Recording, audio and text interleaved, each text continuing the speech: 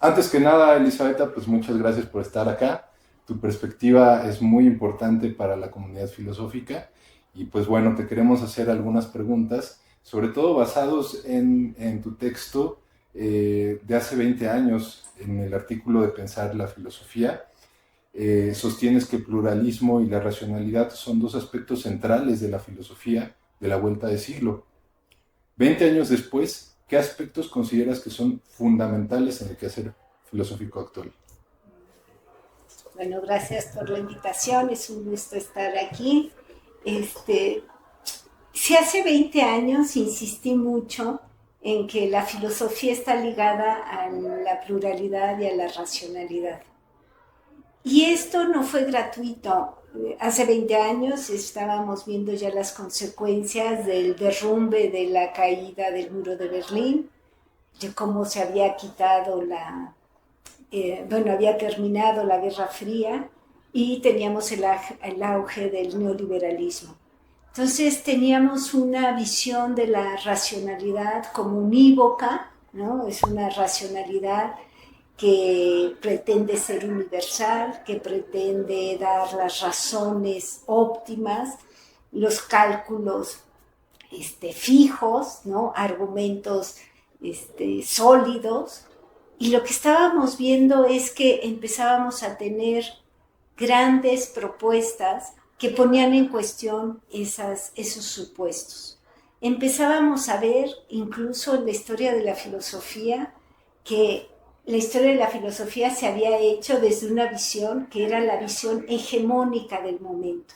Recordemos, por ejemplo, el gran sistematizador de la historia de la filosofía que fue Hegel, que nos hablaba de esta racionalidad que iba encarnando, ¿no?, en ciertos lugares, ¿no?, y que se iba desarrollando hasta llegar al espíritu absoluto que él mismo representaba en su momento histórico, ¿no? Y lo que estábamos descubriendo es que la filosofía era mucho más diversa, que en cada momento histórico teníamos diversas propuestas, lo que algunos autores han hablado de propuestas subalternas, ¿sí? No era la visión hegemónica de la filosofía, pero sí había otras propuestas que entraban en choque. Algo que se trabajó mucho fue en la época medieval, que teníamos esta idea caricaturesca de la época medieval como una época oscurantista, ¿no? Y lo que empezábamos a ver es que había muchos historiadores que estaban empezando a rescatar todas las propuestas y discursos que se habían hecho. Entonces, frente a la visión de Hegel, de que tenemos un desarrollo de la historia, en donde el espíritu va progresando, ¿no?, teníamos de repente una diversidad de historias en donde lo que vemos es no solo la pluralidad de la filosofía a lo largo de la historia, sino en cada momento histórico nosotros podemos ver esa pluralidad. Es decir, en la filosofía lo que siempre encontramos es crítica de su momento histórico, aunque obviamente siempre tenemos la visión hegemónica en cada momento. Entonces, yo insistía hace 20 años en esta idea del pluralismo y la racionalidad. La racionalidad no se contrapone al pluralismo, sino lo que nosotros encontramos es esa racionalidad construida entre una diversidad de reflexiones, de supuestos, de argumentos, que son igualmente válidos, aunque no por eso hay que reconocer igualmente fértiles. Entonces mi insistencia era en recuperemos esa pluralidad, y recuperar la pluralidad no es estar en contra de la racionalidad, sino es encontrar esa racionalidad que se construye de diversas maneras, con diversos argumentos, porque se está respondiendo a diversas condiciones en un mismo momento histórico. De hecho, la filosofía siempre va a partir de ciertos supuestos. Si yo parto de ciertos supuestos, voy a buscar ciertas construcciones teóricas que no necesariamente se quedan solo en la teoría, sino también implican cierta práctica. Entonces lo que nosotros vemos en cada momento histórico es que partimos de diversos supuestos y por eso tenemos diversidad de teorías y también tenemos por eso diversos proyectos, incluso lo podemos ver a nivel político, ¿no? Que es el área que a mí me ha interesado en los últimos años, ¿no? Entonces los proyectos políticos, los movimientos sociales abrevan también de ciertas discusiones filosóficas que están recuperando o en los que nosotros deberíamos reconocer la pluralidad y la diversidad. Muy interesante, Elisabetta. Y en esta reflexión que nos ofreces, recordando que tú insistes en que una de las preocupaciones de la filosofía es la noción misma de racionalidad, que parece entonces era ya múltiple, como ahorita nos comentas. ¿Cómo lo ves ahora? En particular a la luz de las nuevas epistemologías feministas, poscoloniales, teorías sobre la justicia epistémica, etc. Sí, esta idea de tener una racionalidad única se presentaba a sí misma como universal, como necesaria, como inamovible. Cuando nosotros empezamos a ver que la racionalidad puede ser de diversas maneras, empezamos a cuestionar esa visión. Y algo que se ha desarrollado mucho en los últimos años es encontrar qué hay atrás de la racionalidad que postula cada filosofía. Por ejemplo, en las cuestiones de género ya se ha hablado de una racionalidad patriarcal. Es decir, la racionalidad no es neutral. La racionalidad, como dijimos, parte de ciertos supuestos y muchas veces esos supuestos ya implican una posición, en este caso, de dominación y de exclusión del otro. Entonces, la racionalidad, que está ligada obviamente al dar razones, al dar argumentos, tiene que ver, Mosterin ha hablado de la diferencia entre la racionalidad teórica y la racionalidad práctica. Tiene que ver qué es lo que queremos conocer y cómo lo podemos conocer de la mejor forma posible. En ese sentido nos podemos ir hacia las ciencias y en todas las ciencias vamos a encontrar no solo una posición teórica, sino diversas posiciones teóricas. Podemos ir a las matemáticas, a la física, a la biología y vamos a encontrar discusiones teóricas dentro del propio ámbito disciplinario. Bueno, si pasamos a la racionalidad práctica, la racionalidad práctica tiene que ver con qué fines o qué queremos hacer en el mundo y desde con qué información o con qué creencias vamos a actuar en ese mundo. Pues entonces ahí nosotros podemos ver, pues, desde el ámbito individual hasta los ámbitos sociales, una diversidad de racionalidades prácticas, porque dependiendo de qué es lo que queremos realizar, vamos a recurrir a ciertos medios, a ciertas información que nos es útil para realizar lo que queremos nosotros lograr. Entonces, en la racionalidad, así como en la racionalidad teórica podemos ver una diversidad, incluso en el ámbito científico que parecería ser el más unívoco, en el ámbito de la racionalidad práctica, tanto a niveles individuales como a niveles sociales, podemos ver esta diversidad. Y lo que yo subrayaba de la idea de racionalidad en un texto que acabo de elaborar, es que esa racionalidad debería estar abierta a la discusión con el otro. ¿Qué quiere decir esto? Que siempre toda toma de posición teórica o práctica implica estar frente a otra teoría o frente a otros proyectos prácticos. Entonces, esa racionalidad debe estar abierta a oír los argumentos del otro, no necesariamente para destrozarlos, sino para entrar en un diálogo que sea fructífero para los propios intereses teóricos o prácticos de la disciplina, de los individuos o de los movimientos sociales de los cuales estamos hablando. Entonces, Esta racionalidad plural implica también la relación con el otro, el dar razones al otro, el oír las objeciones del otro y adecuar nuestros argumentos e incluso nuestra información y nuestras tesis de acuerdo a ese diálogo con el otro. Entonces, la racionalidad siempre tiene que ver con este ir y venir de razones y contraargumentos, objeciones, tanto en la racionalidad teórica como en la racionalidad práctica. Ese creo que es uno de los elementos más importantes hoy para destacar del concepto de racionalidad. Muy interesante, Elisabetta.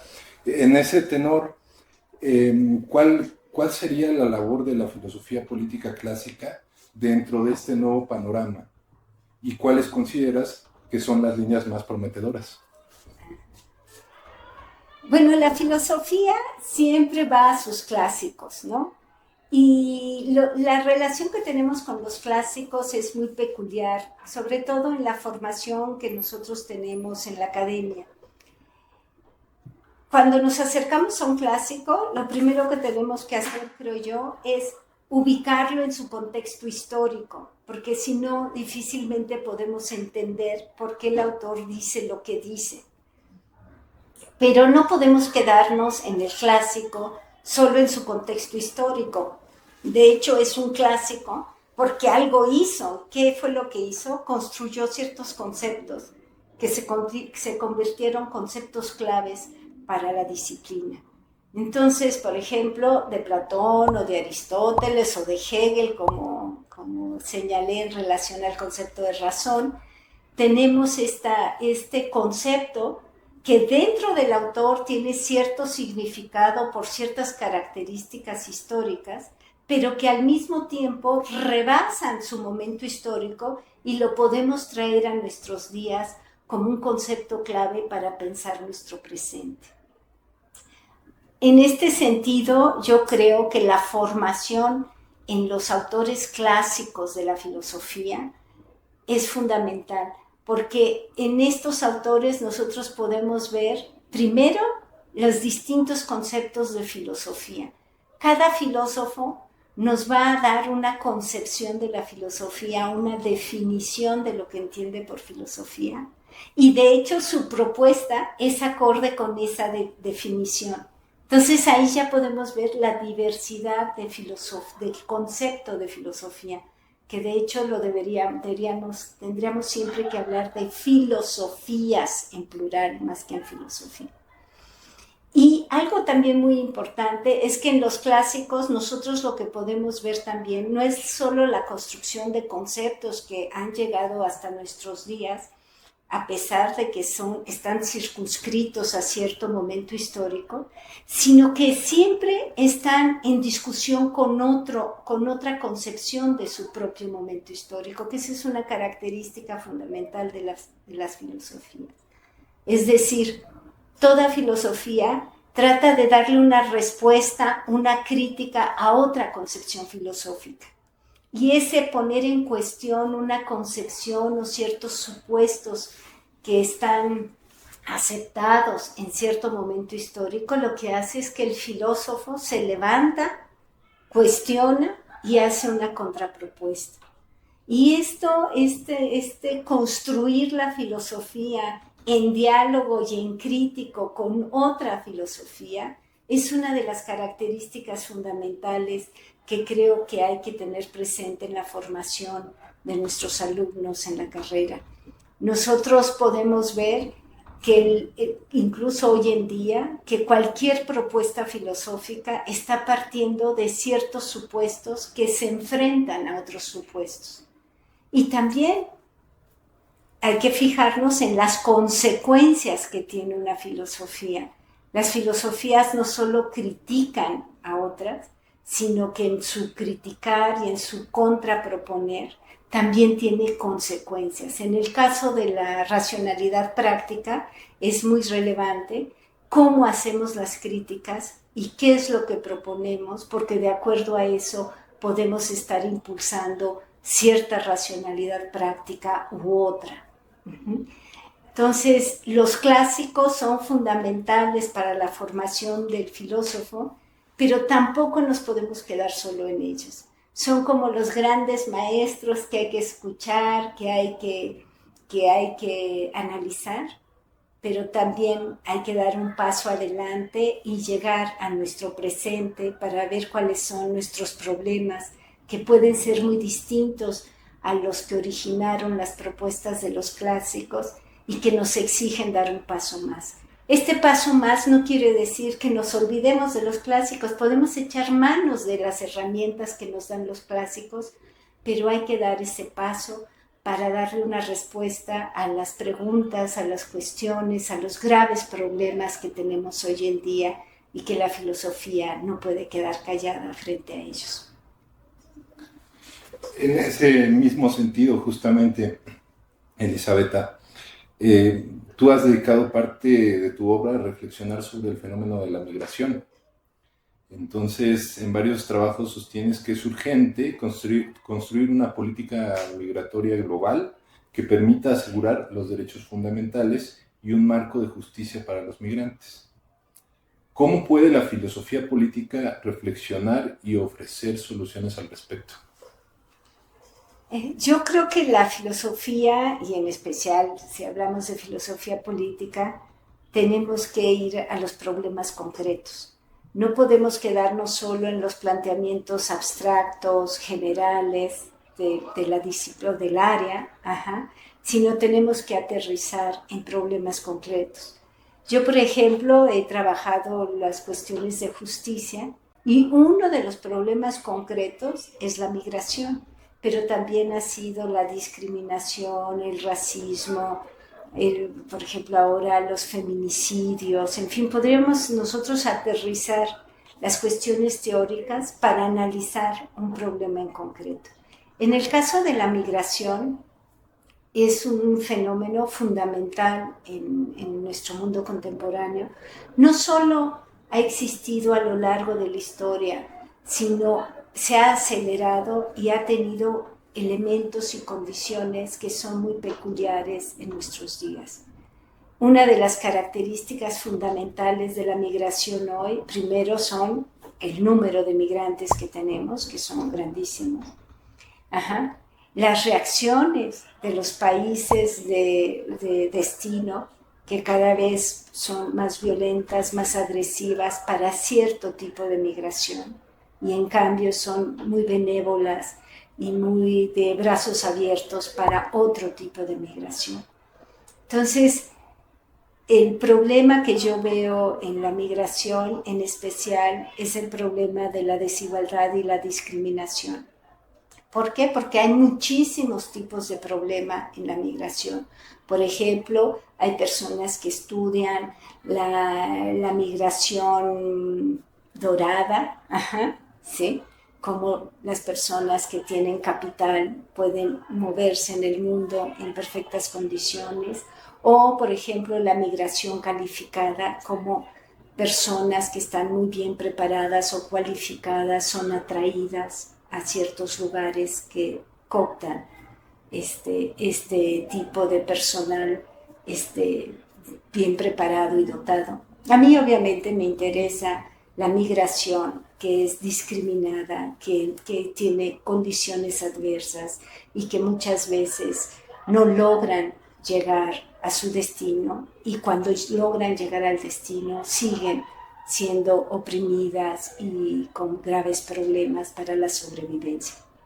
Bueno, este fenómeno de la migración como problema podemos verlo desde diversas perspectivas. Normalmente se ha visto en el siglo pasado a partir de lo que se ha llamado el nacionalismo metodológico. Por ejemplo, un autor como Rawls decía que el problema de la migración es que los estados expulsores de migrantes, ¿sí?, no estaban cumpliendo sus funciones, no estaban haciendo justicia en sus países, y por eso expulsaban, salían las personas a migrar a otras posiciones. Obviamente hoy sabemos que una posición así, desde lo que se ha llamado el nacionalismo metodológico, pensar que el problema es desde los estados, es una visión muy estrecha. Nosotros hoy sabemos no solo que el sistema económico capitalista rebasa las fronteras e implica ciertas condiciones para los países, ¿no? Sino también tenemos las cuestiones, por ejemplo, de explotación de condiciones materiales, condiciones, por ejemplo, de cuestiones ecológicas, ¿no? Desastres ecológicos que hacen que se expulse a las personas. Entonces, no podemos seguir pensando el problema migratorio desde cuestiones solo nacionales. Tenemos que empezar a ver cómo realmente es el mundo, que el mundo implica relaciones transnacionales, relaciones globales, tanto a niveles económicos como ecológicos, como epidemiológicos, con el COVID lo vimos, ¿no? Entonces tenemos que empezar a pensar de otra forma. Y algo también muy peculiar que tenemos del siglo XXI es que se empezó a hablar del migrante ilegal. El concepto ilegal es algo del siglo XX. Ajá. Y es algo que caracteriza a las nuevas migraciones, a diferencia de todas las migraciones que se ha dado a lo largo de la historia de la humanidad. Y ese ilegal quiere decir que esa persona que no tiene los papeles tampoco no tiene las condiciones para ni siquiera argumentar cuestiones jurídicas. Es decir, no existe, es invisible en todos los ámbitos, incluso en el jurídico. En ese sentido es que muchos autores están hablando de que el problema de la migración tiene que ser resuelto a partir de cuestiones más allá del Estado, sino a niveles globales, ¿no? Y pues lo primero pues es que los derechos humanos no sean una letra muerta en un papel, sino que realmente todas las personas, independientemente de dónde hayan nacido, qué género tienen, qué condición social, qué religión, en fin, qué características tengan, puedan tener garantizados sus derechos humanos. Pues terrible realidad la que nos presentas, Elisabetta. Yendo un poco más quizá a la parte de esperanzadora, recientemente has trabajado teorías críticas del capitalismo contemporáneo, en particular desde la obra de Nancy Fraser, y has hablado de un socialismo para el siglo XX, para el siglo XXI. ¿Cómo entiendes este nuevo socialismo? ¿Cuál podría ser una vía posible para atender la cuestión de la desigualdad? Sí, a mí Nancy Fraser me gusta mucho porque Nancy Fraser ha abordado problemas de justicia y también ha abordado ahora el problema de lo que ella llama el capitalismo caníbal, ¿no? Que es uno de sus recientes libros. En ese libro, que lo creo muy pertinente, lo que hace es subrayar que tenemos que ampliar el concepto del capitalismo. El capitalismo no es solo un sistema económico, sino es un sistema que abarca diversos niveles y espacios de la vida del ser humano y de la sociedad. Entonces no es solo el ámbito del trabajo en donde uno es el propietario de los medios de producción y la otra persona es solo propietaria de sí mismo, de la fuerza de trabajo que la pone en venta con el salario, ¿no? Lo que ella va señalando en este libro y que se me hace muy atractivo es que tenemos que ver que el capitalismo no solo es el problema de la producción, sino también, por ejemplo, el problema de la reproducción. Siempre se ha pensado que lo que pasa en casa, lo que pasa fuera de la fábrica o fuera del ámbito del trabajo, pues no tiene nada que ver, sí, con el capitalismo. Pues no, lo que hace Nancy Fraser, recuperando grandes discusiones, no es solo ella, sino son las discusiones que tenemos ahora en el siglo XXI, sobre todo después de la crisis del 2007. Lo que tenemos es que en el ámbito de la reproducción, como lo dijeron las feministas desde el siglo pasado y desde mucho antes, ¿sí? Es que en la reproducción lo que es fundamental para el capitalismo. Es una parte del capitalismo que no se reconoce como tal, pero es en donde se reproduce la fuerza de trabajo para que en el ámbito laboral podamos tener los empleados, ¿no? Entonces, la reproducción que normalmente está asignada tradicionalmente a las mujeres, ¿no? Es ocuparse de los niños y del aseo de la casa y la satisfacción del masculino para que vaya contento a trabajar al día siguiente, es parte fundamental del capitalismo. Pero lo es también, por ejemplo, la naturaleza. La naturaleza, las condiciones medioambientales, ¿sí? Son elementos fundamentales del capitalismo que el propio capitalismo o las teorías sobre el capitalismo no estaban reconociendo.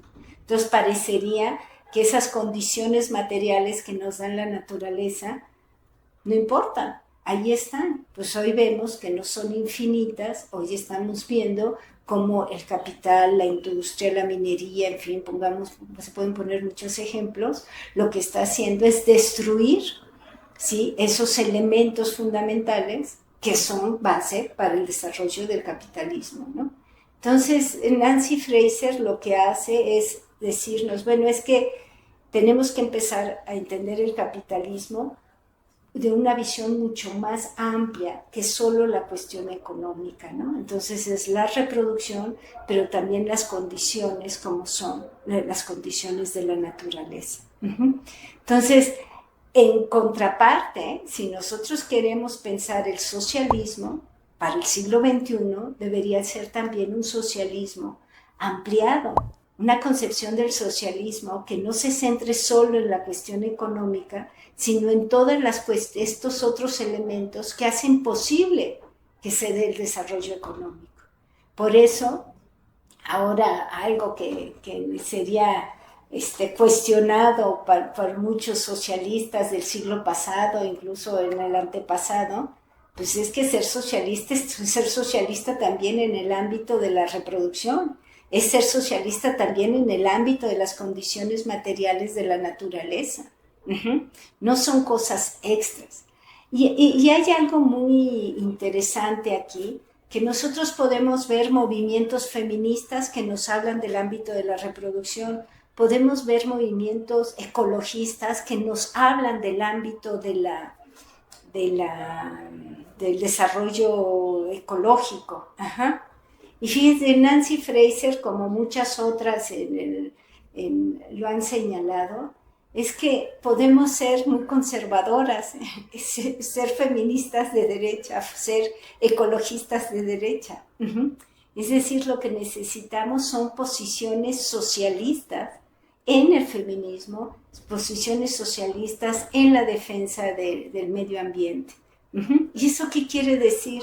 Que nuestra visión del socialismo debe ser mucho más amplia, como debe ser el reconocimiento de que el capitalismo es mucho más amplio que la simple reducción al ámbito económico. Entonces, la respuesta que podríamos dar para el siglo XXI de un socialismo es un socialismo que se preocupe por los distintos ámbitos que están involucrados en el aspecto económico y que no se reducen al sistema económico, que de hecho son los que sostienen el sistema económico. Y esa es la gran tarea que tenemos enfrente, pensar junto con los movimientos sociales qué posibilidades tenemos reales, ¿sí? No utópicas, sino de movimientos que puedan ir poco a poco transformando las condiciones en las que nos encontramos. En este mundo globalizado, en donde nos guste o no, lo que esté pasando en el otro lado del mundo también nos va a afectar. En ese sentido, va a ser un socialismo en el que hay más conciencia social, no solo conciencia histórica, conciencia social y conciencia de la responsabilidad que tenemos como habitantes en nuestra comunidad, en nuestro barrio, en nuestro país y en el mundo, ¿no? Muy interesante. Por último, como una figura ejemplar para los y las alumnas del Colegio de Filosofía de la UNAM, ¿qué sugerencias les harías para tener un desarrollo adecuado en su carrera? Muy bien. Bueno, a los y las estudiantes de filosofía, primero felicitarlos porque estudien esta disciplina que es a veces hecha a un lado, ¿no?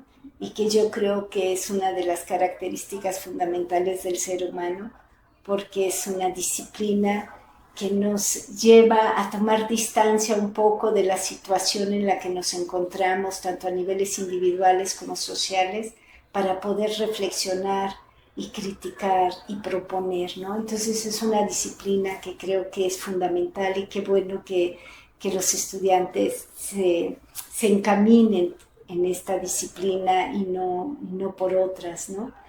Y retomando un poco los elementos que he dado, la filosofía es, por un lado, ir a los clásicos, ver qué han dicho que es la filosofía otros filósofos y filósofas, analizarlas y también cuestionarlas. Entonces yo lo que les recomendaría a los estudiantes y los estudiantes de filosofía es que se acerquen a los clásicos. Y cuando me refiero se acerquen a los clásicos, me estoy refiriendo a los clásicos, es decir, a las fuentes.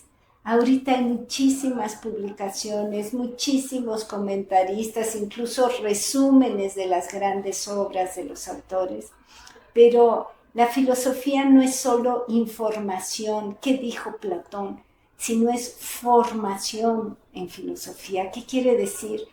Que sé por qué Platón dijo lo que dijo, y por qué lo dijo. ¿Sí? Entonces no es solo saber qué dijo un autor, sino todo ese entramado de argumentos y de supuestos y de definiciones que hacen la propuesta filosófica. Y como bien dije, no hay que quedarse solo en los clásicos, ¿no? Hay que discutir con ellos.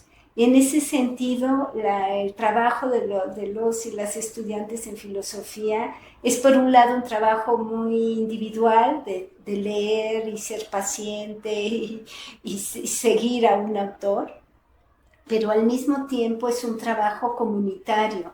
Tenemos que comentarlo, discutirlo con los otros, ¿no?, y las otras. En ese sentido, yo les recomiendo mucho aprovechar los espacios que da la facultad, por ejemplo, en las clases, para participar, preguntar, discutir, opinar, porque es en la retroalimentación en donde realmente echamos a andar los elementos las herramientas que nos da la filosofía.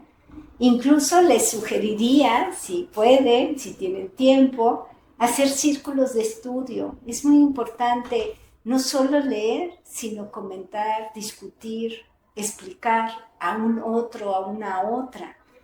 ¿Y cómo lo podemos hacer? Pues estableciendo esos lazos, esos vínculos con otros colegas que están con nosotros, y no necesariamente solo de nuestro nivel, si en el semestre en el que estemos, pueden ser de semestres superiores o iniciados, ¿no? Pero el poder discutir, el poder oír al otro, objeciones, otra lectura. Yo hice esta lectura y encontrar de repente que otro leyó de otra manera, eso nos hace desarrollar nuestras capacidades filosóficas.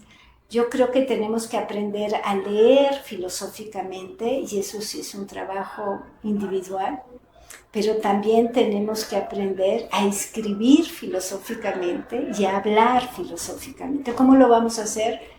Pues sí, con trabajo individual, pero también con trabajo colectivo. Entonces yo creo que sí, una posibilidad son los círculos de estudio, ¿no?, que pueden ser incluso virtuales ahora, aprovechando herramientas tecnológicas, pero es el oír al otro. Vuelvo a la misma idea de racionalidad. La racionalidad es dar argumentos, pero siempre abierto a las objeciones y a los argumentos del otro. Porque las objeciones del otro o la otra me va a llevar a afinar mejor mis argumentos o incluso a modificarlos, ¿no? Esa es la filosofía y la hacemos en comunidad. No, si bien la lectura sí puede ser muy individual, la filosofía es en comunidad, es con él y la otra. Muchísimas gracias, Elisabetta.